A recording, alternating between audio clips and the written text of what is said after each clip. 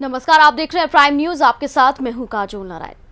देश में अभी हाथरस कांड को लेकर गुस्सा खत्म भी नहीं हुआ था कि बलरामपुर में एक और मामला सामने आ गया। हाथरस से लेकर बलरामपुर से सामने आई गैंगरेप की घटनाएं इतनी भयावह हैं कि हर किसी की रूह कांप जाए। हाथरस में एक मासूम के साथ जिस तरह की दरिंदगी की गई, उसके बाद देश में आक्रोश है और आरोपियों की सजा दिलाने की मांग की जा रही है। हाथरस की घटना के बाद यूपी के ही बलरामपुर से चौंकाने वाला मामला सामने आया। यहाँ एक छात्रा के साथ गैंगरेप किया गया। गैंगरेप के बाद युवती की मौत हो गई और फिर तुरंत ही उसका दाह संस्कार भी कर दिया गया। इस मामले में पुलिस ने 2 आरोपियों को गिरफ्तार कर लिया है। तो ये 2 मुख्य खबरें और ये 2 जिले जहां से ये दोनों ही घटनाएं सामने आई है। हाथरस मामले में बेटी को लगातार इंसाफ दिलाने की मांग तेज हो रही थी कि तभी बलरामपुर से एक और घटना सामने आ गई, जहां पर एक छात्रा के साथ हैवानियत की गई और उसका भी दाह संस्कार रात में ही कर दिया गया। मांग की जा रही है कि आरोपियों को जल्द से जल्द फांसी हो। देश गुस्से में है और देश बेटियों के लिए इंसाफ की मांग कर रहा है।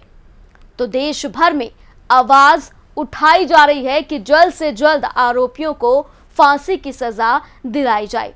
हाथरस और बलरामपुर दोनों ही मामलों में बेटियों के साथ दरिंदगी हुई है और इन दरिंदों को अब बख्शा नहीं जाना चाहिए। सरकार पर लगातार विपक्ष सवाल उठा रहा है।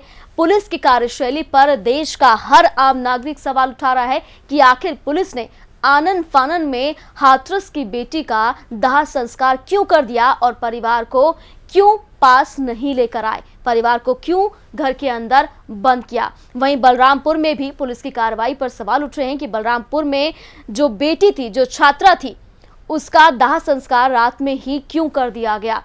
इन दोनों ही मामलों में लगातार देश भर में गुस्सा भर रहा है और देश भर की जो जनता है अपने गुस्से को जाहिर कर रही है। सड़कों पर उतरकर प्रदर्शन हो रहा है। वहीं सोशल मीडिया पर भी लगातार एक मुहिम छिड़ गई है कि जल्द से जल्द हाथरस की बेटी और बलरामपुर की छात्रा को इंसाफ मिलना चाहिए।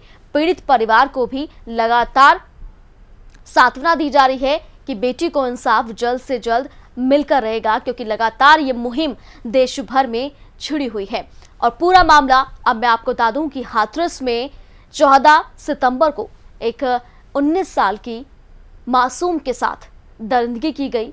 उसके बाद उसे अस्पताल में भर्ती कराया गया, लेकिन वहां पर उसकी हालत गंभीर बनी रही और कई दिनों बाद उसका बयान दर्ज किया गया और आखिरकार दिल्ली के सफदरजंग अस्पताल जब उसे एडमिट कराया गया तो वहां पर उसने दम तोड़ दिया।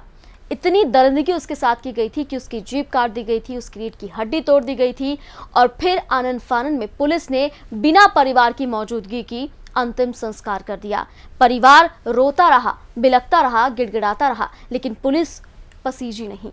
आप अंदाजा लगा सकते हैं कि उस परिवार पर क्या बीता होगा। वहीं बलरामपुर की अगर मैं बात करूं तो ये पूरी घटना कल की है, जो एक छात्रा अपनी फीस जमा कराने गई थी, लेकिन वहां पर कुछ लोगों ने उसका अपहरण कर लिया और नशीले इंजेक्शन देकर उसके साथ गैंगरेप किया गया।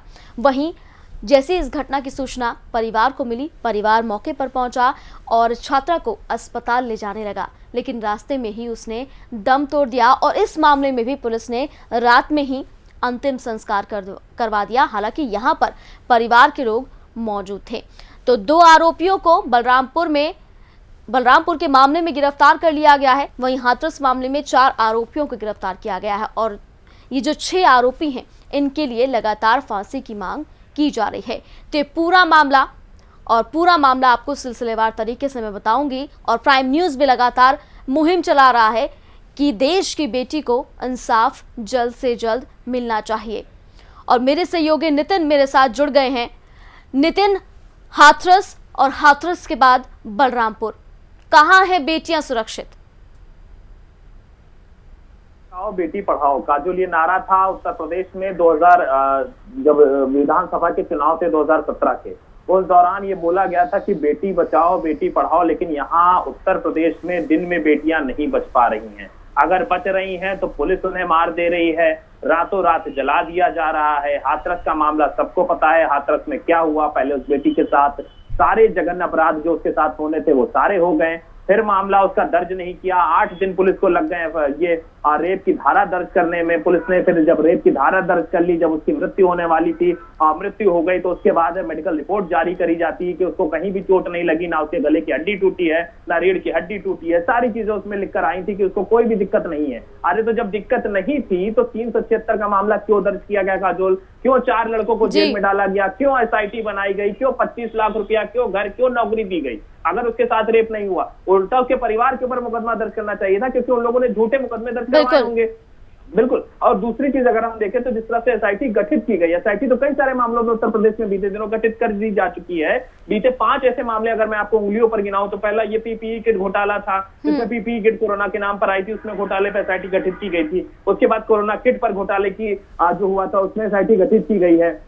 इसके बाद हम देखें तो महोबा का मामला भी उसमें शामिल है, हाथरस का मामला उसमें शामिल है। तो लगातार ये जो एसआईटी गठित करके कोशिश की जा रही है कि इन सब मामलों की जांच पड़ताल सही तरीके से कराई जाए। 8 दिन लग गए रेप की धारा दर्ज होने में, 7 दिन के अंदर कैसे कोई बता देगा कि हाँ रेप हुआ था या नहीं हुआ था? मेडिकल रिपोर्ट के आधार पर आपने ये कह दिया कि उसके साथ कुछ भी नहीं हुआ था, उसकी कोई हड्डी नहीं टूटी थी, गले की हड्डी टूटी थी, लेकिन गला दबाने से टूटी थी। गला किसने दबाया? क्या लड़की ने खुद अपना गला दबा लिया था? ये सवाल है। दूसरी चीज, लड़की ने जब बयान दे दिया कि उसके साथ रेप हुआ, क्योंकि वो बयान लगभग हर जगह चला, उस बयान में उसने बोला कि उसके साथ रेप हुआ, किसने रेप किया, उसने सब कुछ बोला। उसके बावजूद मजिस्ट्रेट के सामने लिखित बयान उसके दर्ज नहीं हुए। पुलिस जब कल को कोर्ट जाएगी, एसआईटी की जांच होने के बाद जब कोर्ट में यह मामला जाएगा, तो वहां पर पुलिस क्या बताएगी कि उन्होंने 4 लड़कों को जेल में क्यों रखा है? क्या रेप नहीं किया था? नितिन, ये तो देश की विडंबना है, देश की विडंबना है। जब दिल्ली में 2012 में निर्भया के साथ जो कुछ हुआ था, 7 साल लग गए आरोपियों को फांसी के तख्ते तक पहुंचाने में,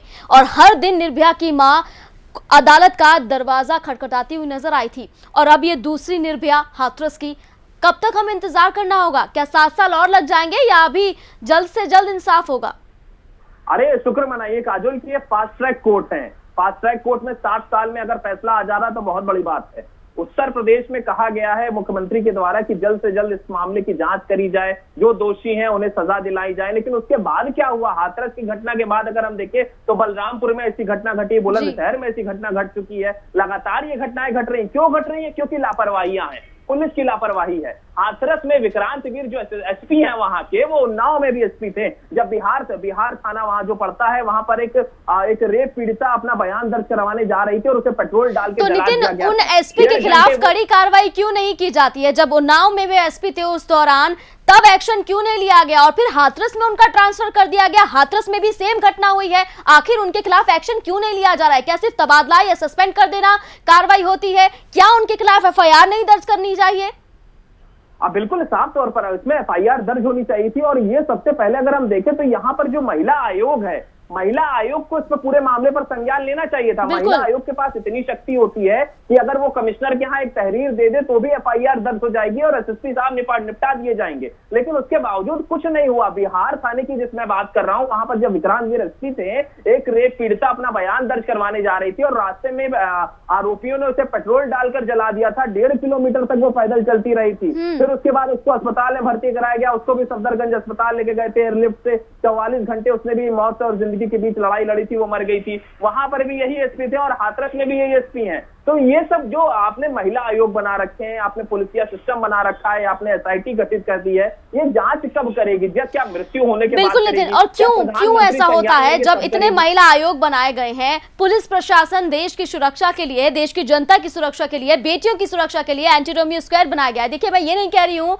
कि सरकार काम नहीं कर रही है, योगी सरकार पूरी तरह से काम कर रही है, लेकिन प्रशासन इतना लापरवाह, इतना क्यों गैर जिम्मेदाराना हरकत करता है कि हर बार पुलिस पर सवाल खड़े होते हैं, पुलिस की कार्रवाई पर सवाल खड़े होते हैं? देखिए नितिन, तमाम हमने ऐसे वीडियो देखे हैं इस हाथरस के मामले पर, जहां पर लगातार सवाल उनसे पूछे जा रहे हैं कि आखिर ये क्या जल रहा है, आखिर ये क्या जल रहा है, आप क्या जला रहे हैं? लेकिन जिम्मेदार अधिकारी कुछ भी कहने के लिए तैयार नहीं है। अरे मैं काजोल, साफ तौर पर अगर उसके साथ कुछ भी गलत नहीं हुआ था तो रात में 2:30 बजे उसकी लाश क्यों जला दी गई? पुलिस ने अभी तक इसका कोई जवाब नहीं दिया। पुलिस ये कह रही है कि परिवार ने कह दिया था। अरे भाई, जिन लोगों ने उसकी लाश जलाई है, जिन डीएम साहब के कहने पे लाश जलाई अगर गई है, तो डीएम साहब से पूछा जाना चाहिए कि अगर उनके घर में इस तरह की कोई घटना हो जाती तो क्या रात में वो जला देते? वो छोड़ दीजिए, कल रात में आप देख लीजिए, अभी ये जो मामला कल निकलकर सामने आया बलरामपुर का, 9:30 बजे रात में पीड़िता ने अपनी जान गंवा दी, 10:30 बजे पुलिस बिल्कुल नितिन, और बलरामपुर पर भी ये सवाल है मेरा नितिन, बलरामपुर में भी ये सवाल है कि बलरामपुर में जब ये बताया जा रहा है कि वहां पर गैंगरेप छात्रा के साथ हुआ और रात में दिन की घटना थी, रात में उसका अंतिम संस्कार क्यों किया गया? क्या सुबह होने का इंतजार नहीं किया जा रहा था? हाथरस में तो यह हवाला दे दिया गया था कि शव जो है, डेड बॉडी जो थी वो ऐसी कंडीशन में नहीं थी कि उसे रखा जाता। क्या यहाँ पर डेड बॉडी इस कंडीशन में नहीं थी कि उसे रखा जा सकता था? काजोल, डेड बॉडी इस कंडीशन में थी, रात में 2:30 बजे डेड बॉडी को जला देना, और 2:30 से आप सोच लीजिए कि सुबह कितनी जल्दी, 4 घंटे का समय था। 4 घंटे क्या पीड़ित परिवार अपने पास उस बॉडी को, उसकी लड़की, उसके घर की बेटी थी, तो क्या वो अपनी बेटी को पास में नहीं रख सकते थे 4 घंटे? आपने पूछा ही नहीं, आपने जानने की कोशिश ही नहीं की। दूसरी चीज, जब वो मर गई है तो आप ये कह रहे हो कि उसकी बॉडी रखने लायक नहीं थी। बॉडी जब जिंदा थी, जब वो पीड़िता जिंदा थी, तब आपने क्या किया? ना तो उसके ब्लड टेस्ट की सैंपल रिपोर्ट सही तरीके से निकाली, ना तो सीमेंस की रिपोर्ट सही तरीके से निकाली, किसी प्रकार की कोई रिपोर्ट जो आपके पास सही हो। और सवाल नितिन ये भी है कि जब पीड़िता की हालत इतनी गंभीर थी कि सफदरजंग अस्पताल ले जाते ही उसने दम तोड़ दिया, तो आखिरकार इतनी दिनों से किस चीज का इंतजार हो रहा था? क्या उसे मरने के लिए छोड़ दिया गया था? और दूसरी बात यह है कि एसआईटी का गठन तो हो गया है, पीड़ित परिवार को आर्थिक मदद का ऐलान भी हो गया है दोनों ही मामलों में, लेकिन क्या आर्थिक मदद से पीड़ित परिवार का जो दुख है वो कम हो जाएगा? क्या उनकी बेटी वापस आ जाएगी? और एसआईटी का गठन तो बहुत मामलों में हो चुका है, आप भी लगातार बता चुके हैं। क्या इंसाफ मिल पाएगा बेटियों को? क्या फांसी के तख्ते तक वो दरिंदे पहुंच पाएंगे? इतनी लापरवाही और इतने हौसले बुलंद इन दरिंदों के कि हाथरस का मामला ठंडा नहीं होता और बलरामपुर में इस तरह की घटना को अंजाम दे दिया जाता है, तो आप अंदाजा लगा सकते हैं कि पुलिस का जरा भी खौफ इन दरिंदों में नहीं है। काजोल, साफ तौर पर अगर देखा जाए तो एसआईटी गठित कर दी गई है, सब कुछ सही है, सरकार की तरफ से जो हो पा रहा वो कर रहे हैं। उन्होंने कल मुख्यमंत्री ने पीड़िता के पिता से भी बात की, उन्हें भी संतावना दी कि हम कार्रवाई कराएंगे, हम सब कुछ सही करेंगे, लेकिन ये तब क्यों नहीं होता जब जिंदा कोई रहता है? सवाल यहाँ पर ये है। और इस तरह के मामले उन्नाव से भी देखने को मिले, कई और जगहों पर मिले हैं देखने को, कि जब मृत्यु हो जाती है, जब पीड़िता मर जाती है, तब उसके बाद कार्रवाइयों की बात कही जाएगी, एसआईटी गठित होगी, सीबीआई आएगी, सब कुछ होगा। जिंदा रहते कुछ नहीं होता। दूसरी अहम चीज अगर हम आपको बताएं तो सरकार ने अधिकारियों के ऊपर अगर सब कुछ रख दिया है, क्योंकि पुलिस के अधिकारी जो चाहे वो करें, क्योंकि जिस तरह से महोबा में देखने को मिला, इंद्रकांत त्रिपाठी की हत्या हो गई, एसआईटी की रिपोर्ट आई, उसमें यह बताया जा रहा है कि उन्होंने खुद को गोली मार ली। अरे भाई, खुद को गोली मारती तो सर पे गोली मारता, गले पे क्यों गोली मारता? उसको अगर मरना था तो वो गले पे क्यों गोली मारेगा? दूसरी अहम चीज उसमें यह है कि वहां पर भी जो कप्तान है वो 2016 बैच के कप्तान है, और उन्हें उत्तर प्रदेश के पूर्व डीजीपी ने बिल्कुल नितिन, यानी कि कहा जा सकता है कि बहुत बड़ी लापरवाही यहाँ पुलिस महकमे की है। नितिन, बहुत शुक्रिया तमाम जानकारी पहुंचाने के लिए। और हाथरस से मेरे सहयोगी दीपेश भारद्वाज भी मेरे साथ जुड़ गए हैं। दीपेश, हाथरस में किस तरह का माहौल, किस तरह की तस्वीरें और बेटी के लिए किस तरह के इंसाफ की मांग हो रही है? काजोल, आपको बताते हैं कि यहाँ पे लगातार विपक्ष का प्रदर्शन जारी है और लगातार जो बिटिया है उसके इंसाफ की मांग चल रही है। लगातार विपक्ष की मांग है, अब तक तो जो विपक्ष की मांग थी, एक तो ये था कि 1 करोड़ रुपए परिजनों को जो है मुआवजा दिया जाए, मकान दिया जाए, साथ में एक सरकारी नौकरी दी जाए।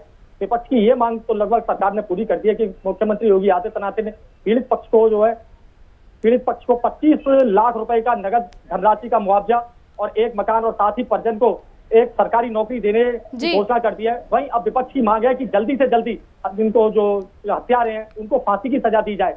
जी दीपेश, एसआईटी की जांच कहां तक पहुंची है? क्योंकि देर रात एसआईटी पहुंच गई थी इस गांव। जी, आपको बताते हैं कि जो 3 सदस्यीय एसआईटी है वो कल से लगातार हाथरस में ही जमी हुई है और कल से लगातार वो परिजनों से मिली है और अधिकारियों से पूछताछ की है। अब भी एसआईटी जो है पीड़िता के घर पे गई हुई है और लगातार परिजनों से पूछताछ कर रही है और मामले के बारे में जानकारी ले रही है। जी काजोल। बिल्कुल, और दीपेश, मैं देख पा रही हूँ आपके पीछे तमाम जो बैरिकेडिंग की हुई है, पुलिसकर्मी यहाँ पर मौजूद हैं। लगातार जो राजनीतिक दल हैं वो भी गांव में आ रहे हैं। जो परिवार है पीड़ित, उससे मुलाकात करने की कोशिश हो रही है। क्या मुलाकात की जा सकती है या फिर पुलिस प्रशासन रोक रहा है हर किसी को? जी काजोल, आपको बता दें कि पुलिस द्वारा गांव में किसी को भी जाने से रोक दिया गया है और आज सुबह से मीडिया का भी जाना पूर्ण रूप से प्रतिबंधित कर दिया गया है। कल तक तो मीडिया को परिजनों से मुलाकात करने के लिए शायद पुलिस प्रशासन अपनी नाकामियों को, अपनी गलतियों को छुपाने के लिए और मीडिया में लगातार खबरें जो चल रही हैं उसके कारण जो है इस समय मीडिया को भी प्रतिबंधित कर दिया गया। आप देख सकते हैं मेरे पीछे पुलिस प्रशासन ने कितनी सख्त बैरिकेडिंग कर रखी है कि मीडिया मीडिया का प्रवेश अंदर ना हो, मीडिया ना ही कोई जनप्रतिनिधि अंदर जा पाए। आप देख सकते हैं कि किस तरीके से जो है लगातार पुलिस प्रशासन सख्ती पे सख्ती करता जा रहा है और किसी को भी पीड़िता के परिजनों से मिलने की अनुमति नहीं दी जा रही है। जी काजोल। दीपेश, पीड़ित परिवार की तरफ से क्या कुछ कहा जा रहा है? अब पीड़ित परिवार से कल सीएम योगी आदित्यनाथ ने भी बातचीत की थी, आश्वासन दिया था कि जो दरिंदे हैं उन्हें सख्त से सख्त कार्रवाई की जाएगी उनके खिलाफ, और हर संभव मदद का ऐलान भी सीएम योगी आदित्यनाथ ने किया था। अब परिवार की तरफ से क्या मांग की जा रही है और हाथरस में कैसा माहौल है?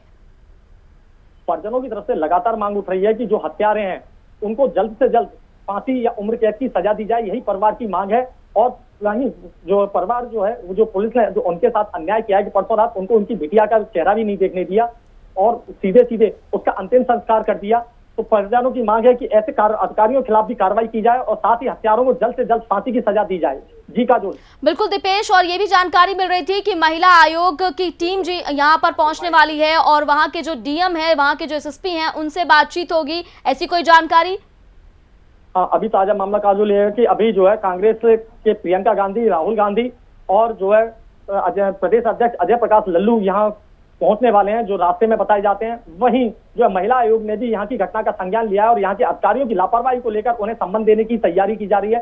साथ में यहाँ की जो पीड़िता है, बिटिया है, उसका जो केस लड़ने का जो निर्भया कांड की वकील है सीमा कुशवाहा जो है, सीमा कुशवाहा ने जो है वो केस लड़ने का फैसला किया। और बिल्कुल दीपेश, यहाँ मैं रोकना चाहूंगी, सदफ जाफर भी मेरे साथ जुड़ गई हैं, कांग्रेस की नेता हैं। सदफ जी, हाथरस फिर बलरामपुर और एक ही घटना, आखिर कब फांसी मिलेगी दरिंदों को? देखिए, सीधी सी बात यह है कि जब तक कि पुलिस जो है और प्रशासन चीजों को छुपाएगा, एफआईआर लिखी नहीं जाएगी, हालातों को छुपाया जाएगा, ये लगातार इस तरह की घटना सामने आती रहेगी। बहुत ही दिल दुखाने वाली घटना है कि जिस तरीके से उस बच्ची के साथ ये सारा दुराचार हुआ और उसके बाद उसको उसके परिवार को सपोर्ट देने के बावजूद उनको इस तरह से भटकाया गया और इतनी तकलीफें उसने झेली और मरने के बाद भी उसको एक सम्मानपूर्ण अंत्येष्टि जो उसकी वो बनती थी, उसका हक था, उसके परिवार का हक था, वो तक उससे छीन लिया गया। इससे आप हौसले बुलंद कर रहे हैं उन बलात्कारियों के, उन दुराचारियों के। तो योगी जी को ये समझना पड़ेगा कि छुपाने से नहीं छुपेगी चीजें, उनको रोकने से रुकेगी। सदफ जी, प्रियंका गांधी, राहुल गांधी रुक कर रहे हैं हाथरस का, पीड़ित परिवार से मिलने की कोशिश कर रहे हैं, लेकिन प्रशासन सख्त है और रोकने की कोशिश की जाएगी क्योंकि बॉर्डर्स पर पूरा प्रशासन तैनात है, पुलिस फोर्स तैनात है। ये अफसोस की बात है, आप क्यों नहीं मिलने दे रहे हैं? आप प्रोटेस्टर्स पे लाठीचार्ज कर रहे हैं और बलात्कारियों को छोड़ रखा है। आप जो मिलने जा रहे हैं, नेता कोई मरता है, किसी की जान जाती है तो लोग उसके यहाँ जाते हैं, यही समझ के जाने देना चाहिए। हर चीज में वो राजनीति क्यों देखी जा रही है? एक मानवीय संवेदना भी कोई चीज होती है। आदित्यनाथ को भी, खुद योगी आदित्यनाथ जी को भी खुद जाना चाहिए था। कहाँ है स्वाति सिंह, कहाँ है स्मृति ईरानी, क्यों नहीं जा रही है? हम तो कहते हैं वो भी जाए। अगर वो राजनीति कहती है कि हम राजनीति कर रहे हैं तो वो भी करे राजनीति। कम से कम जाके तिलकती माँ के सर पे हाथ तो रखें, उसे सीने से तो लगाएं। सदफ जी, कांग्रेस जो है वो किस तरह से पीड़ित परिवार के साथ है? क्योंकि हाथरस में ये पूरा मामला हुआ, हाथरस के बाद फिर बलरामपुर से कल घटना आई है, तो ये सिर्फ हाथरस और बलरामपुर की बेटी नहीं है, ये पूरे देश की बेटी है। बेटी क्यों है? अपने आप में एक आइडेंटिटी थी। वो बच्ची कुछ भी बन सकती थी, वो सदफ जाफर बन सकती थी, वो स्मृति ईरानी बन सकती थी, वो कुछ भी बन सकती थी, वो इंजीनियर बन सकती थी, डॉक्टर बन सकती थी, टीचर बन सकती थी। आपने एक जिंदगी खत्म कर दी और फिर उसके ऊपर मिट्टी डाल रहे हैं, उसको फूंक दिया। आपने उसकी अंत्येष्टि नहीं करी, उसको फूंक दिया रातों रात सनातन धर्म के विरुद्ध जाकर। सदफ जी, पीड़ित परिवार के प्रति किस तरह की संवेदनाएं कांग्रेस की तरफ से? रात के अंधेरे में चलाया। मैं पूछती हूँ योगी आदित्यनाथ जी से, क्या उनके पिता की जो आग जलाई गई थी, चिता जलाई? बिल्कुल सदफ जी, यहाँ मैं रोकना चाहूंगी। अनीता अग्रवाल जी मेरे साथ जुड़ गई हैं और बीजेपी की प्रवक्ता हैं। अनीता जी, आपके प्रदेश में हाथरस में पहले ये घटना होती है, फिर बलरामपुर में होती है, क्या आपको नहीं लगता कि प्रदेश में अपराधी के हौसले बहुत ज्यादा बुलंद हो गए हैं? देखिए, बड़ी दुखद घटना हो रही है। इस किस्से को देख उसका सभी लोग परेशान है कि मतलब समाज में होता क्या जा रहा है, लड़कियों को लोग क्या समझ रहे हैं। ये एक सामाजिक कुरीति टाइप की है, समझ लीजिए एक तरह से, जिसको हैवानियत कहा जा सकते हैं। लेकिन सरकार और प्रशासन तो अपना काम कर रहा है, उनको अनीता जी, प्रशासन ने तो काम नहीं किया, प्रशासन ने काम नहीं, किया वो होता, प्रशासन ने काम किया नहीं, होता तो क्या 8 दिन हो लग रही जाते है। एफआईआर दर्ज करने में, और पुलिस बिना किसी परिवार के सदस्य के ऐसे अंतिम संस्कार कर देती। गैंगरेप की नहीं, बात में इनसे पूछिए कितने दिन लगे देखिए, सुन लीजिए, हाथरस वाली जो मैटर है हम्म। उसमें जो है उनके परिवार वालों ने ही दाह संस्कार किया है। ये अफवाह है कि पुलिस वालों ने किया है, ये बिल्कुल प्रमाणित है। उनके चाचा, दादा, पापा सब वहाँ पे थे, वो उनकी रजामंदी से हुआ था। कैसी वो बातें बाद में कर रही हैं आप लड़के- अनीता जी? यानी कि पीड़ित परिवार झूठ बोल रहा है। पीड़ित परिवार को हमने सुना है, पीड़ित परिवार ये कह रहा है कि उन्हें नहीं देखिए, जाने दिया, उन्हें घर के परिवार- अंदर बंद कर दिया गया। कैसी बातें कर रही हैं अनीता जी आप? नहीं, डॉक्टर की रजामंदी से ऐसा हुआ है। आप इसका प्रमाण है, इसकी पूरी तो वीडियो रात के 2:30 बजे क्यों करवाया? क्या डेड बॉडी को रखा नहीं जा सकता था सुबह तक के लिए? आप ये बताइए। हाँ, उसका कारण था कि डेथ बॉडी 2 दिन पहले की डेथ हो चुकी थी, पोस्टमार्टम हो चुका था, ज्यादा देर रख नहीं सकते थे, इस वजह से उनके परिवार वालों से बात करके रजामंदी से हुआ था।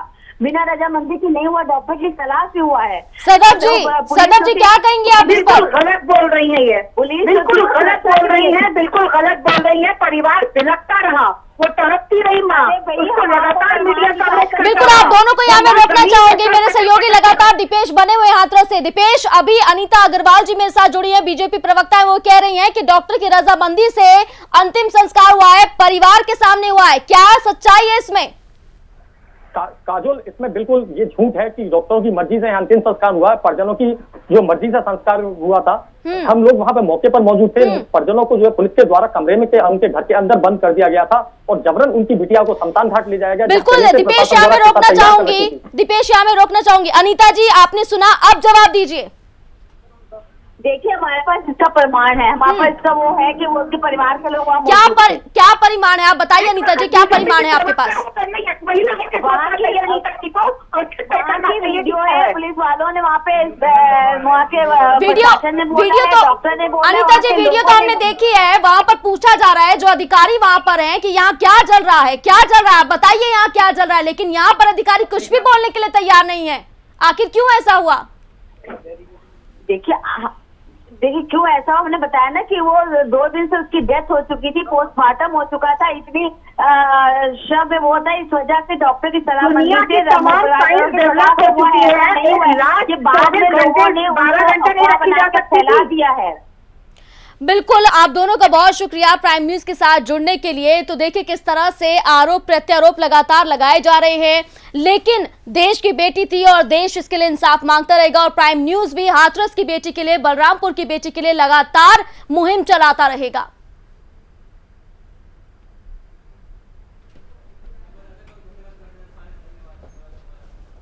दीपेश, आपका भी बहुत शुक्रिया मेरे साथ जुड़ने के लिए। तो हाथरस और बलरामपुर का ये पूरा मामला है, जहां पर बेटियों के साथ दरिंदगी हुई है, लेकिन इंसाफ बेटियों को नहीं मिल पा रहा है। और उम्मीद है कि जल्द से जल्द इंसाफ मिल पाए, लेकिन क्या इंसाफ मिल पाएगा, ये बड़ा सवाल है।